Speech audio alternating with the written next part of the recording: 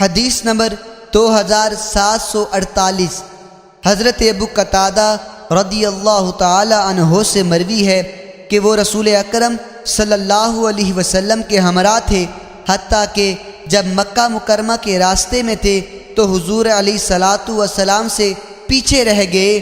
ان کے ساتھ ان کے ساتھی بھی تھے جنہوں نے احرام باندھا ہوا تھا، جبکہ خود وہ حضرت ابو قتادہ رضی اللہ تعالی عنہ غیر محرم تھے۔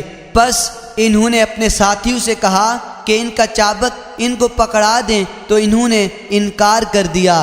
انہوں نے اپنے نیزے کے بارے میں کہا تو ان لوگوں نے انکار کر دیا۔